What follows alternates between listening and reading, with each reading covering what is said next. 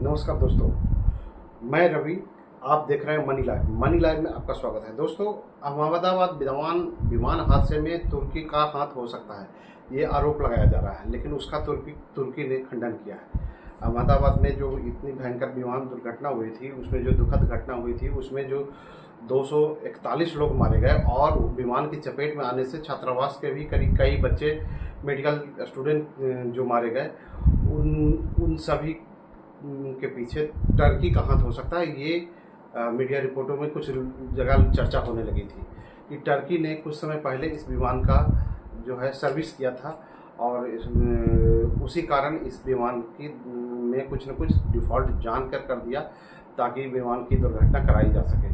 लेकिन टर्की ने इस बात को खारिज किया है और कहा है कि ये भारत और टर्की के रिश्तों को ख़राब करने की कुछ लोगों की साजिश है।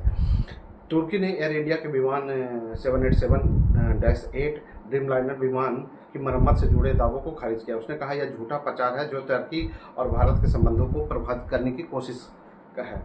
तुर्की सरकार ने सेंटर फॉर काउंटरिंग डिफामेशन ने शुक्रवार को बयान जारी कर बताया कि यह दावा पूरी तरह से गलत है कि अहमदाबाद में क्रैश हुए प्लेन में जो बोइंग 787-8 ड्रीमलाइनर की मेंटेनेंस तुर्किश टेक्निक नामक तुर्की कंपनी ने की थी। उन्होंने तुर्की भारत संबंधों को प्रभावित करने के लिए यह अफवाह फैलाई जा रही है। बयान में कहा गया है कि 2024-25 में एयर इंडिया के लिए तुर्की की मरम्मत के लिए कंपनी के बीच समझौता हुआ था, लेकिन केवल B777 प्रकार के बड़े विमानों तक ही सीमित है और विमान जो हादसे में शिकार हुआ है वह समझौते के दायरे में नहीं आता है। आज तक तुर्की की उस कंपनी ने इस प्रकार के विमान की मरम्मत की ही नहीं है। टर्की की ओर से कहा गया है उन्हें इस बात की जानकारी है कि विमान में मरम्मत किस कंपनी ने की थी, लेकिन उसका नाम नहीं बताएगी क्योंकि इससे अफवाहें और बढ़ेगी और इस पे राजनीति ज़्यादा ही शुरू हो जाएगी। इस दुर्घट घटना पर भारत के लोगों के प्रति उसने गहरी संवेदना भी जताई है। यह सफाई ऐसे समय आई है जब भारत सरकार ने 15 मई को तुर्की की एक अन्य कंपनी की सुरक्षा की मंजूरी को तुरंत प्रभाव से रद्द कर दिया था। यह कदम तब उठाया गया जब यह सामने आया कि 8 मई को पाकिस्तान द्वारा भारत पर छोड़े गए मानव रहित यंत्र, मतलब कि जो ड्रोन थे, वो तुर्की में बनी हुई प्रणाली का इस्तेमाल हुआ था। इसके बाद तुर्की को लेकर व्यापक नाराजगी देखी गई। कई लोगों ने तुर्की की यात्रा भी बंद कर दी। कई टूरिस्ट